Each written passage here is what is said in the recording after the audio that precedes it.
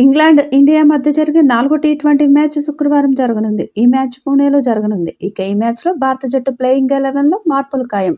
మూడో మ్యాచ్ ఓటమి తర్వాత రమణ్దీప్ సింగ్, హర్షిత్ రాణా, శివం దూబేలను పరిశీలిస్తున్నారు.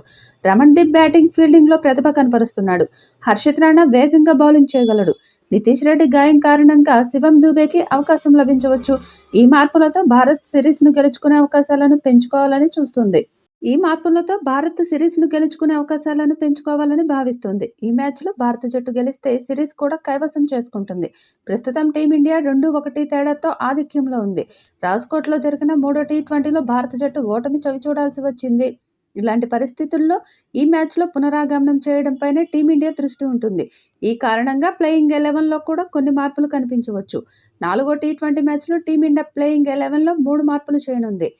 ఈ సిరీస్లో రమణ్దీప్ సింగ్కు ఇప్పటి వరకు ఒక్క మ్యాచ్లో కూడా అవకాశం రాలేదు. అతడిని రీప్లేస్మెంట్ ప్లేయర్గా చేర్చారు. గత మ్యాచ్లో జట్టు బ్యాటింగ్ తీరును పరిశీలిస్తే రమణ్దీప్ సింగ్ పునరాగమనం చేసే అవకాశం ఉంది. తుఫాన్ బ్యాటింగ్తో పాటు రమణ్దీప్ సింగ్ అద్భుతమైన ఫీల్డింగ్ కూడా చేస్తాడు. ఇటువంటి పరిస్థితుల్లో వారిని చేర్చుకోవడం గొప్ప నిర్ణయం. ఫాస్ట్ బౌలర్ హర్షిత్ రాణాకు ఇప్పటి వరకు ఒక్క మ్యాచ్లో కూడా ఆడే అవకాశం రాలేదు. ఈ కారణంగానే అతడిని 4వ టీ20 మ్యాచ్లో కూడా ప్రయత్నించవచ్చు. హర్షిత్ రాణా గురించి చెప్పాలంటే అతను చాలా సందర్భాలలో తన బౌలింగ్తో మనల్ని ఆకట్టుకున్నాడు. ఇలాంటి పరిస్థితుల్లో అతనికి ప్లేయింగ్ 11లో చోటు కల్పిస్తే మంచి నిర్ణయం తీసుకోవచ్చు. అతని రాక జట్టు బౌలింగ్కు మరింత బలం చేకూరుస్తుంది. ఇంతకుముందు ఈ సిరీస్కి శివం దూబే ఎంపిక కాలేదు. అయితే నితీష్ రెడ్డి గాయపడడంతో జట్టులోకి ఎంపికయ్యాడు. ఇప్పుడు గత మ్యాచ్లో ఉన్న పరిస్థితులను పరిగణలోకి తీసుకుంటే అతన్ని ప్లేయింగ్ 11లో చేర్చవచ్చు. వేగంగా బ్యాటింగ్ చేయడమే కాకుండా బౌలింగ్లో కూడా శివం దూబే సహకరించగలడు. ఇటువంటి పరిస్థితిలో అతనిని ప్లేయింగ్ 11లో చేర్చడం సరైన నిర్ణయమని నిరూపించవచ్చు. ఇప్పటి వరకు ఒక్క మ్యాచ్లో కూడా ఆడే అవకాశం రాలేదు. మరి ఈ మ్యాచ్లో టీమిండియా ఆల్రౌండర్ ప్రదర్శన చేస్తే విజయం సాధించే అవకాశం ఉంది. ఇక సంజు శాంసన్ ఫామ్లో లేకపోవడం టీమిండియాకు పెద్ద మైనస్గా మారింది. England pacer Jofra Archer short ball ద్వారా 3 మ్యాచ్లలో అతడిని అవుట్ చేశాడు. గేమ్లో తన లోపాలను సరిదిద్దుకోవాలని శాంసన్ నిర్ణయించుకున్నాడు.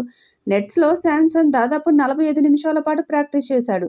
ఈ సమయంలో పుల్, హుక్, ర్యాంప్ కట్ వంటి షాట్లపై దృష్టి పెట్టి ప్రత్యేకమైన త్రౌడౌన్ స్పెషలిస్టుల సాయంతో తడుముకున్న బంతులను ఎదుర్కొన్నాడు.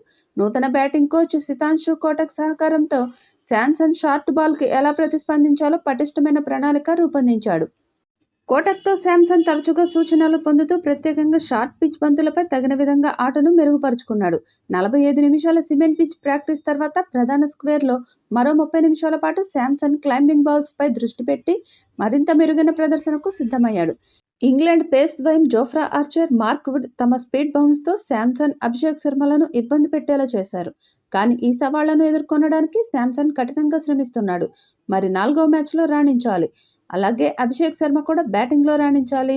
మరి ఈ మ్యాచ్లో టీమిండియా ఎలాంటి ప్రదర్శన చేస్తుందో చూడాలి. ఈ వీడియోపై మీ అభిప్రాయాన్ని కామెంట్ బాక్స్లో తెలియజేయండి. ఈ వీడియో మీకు నచ్చితే లైక్ చేయండి, షేర్ చేయండి, కామెంట్ చేయండి. మరిన్ని అప్డేట్స్ కోసం మన ఛానల్ని సబ్స్క్రైబ్ చేసుకోండి. అలాగే పక్కనే ఉన్న గంట సింబల్ని గట్టిగా కొట్టండి.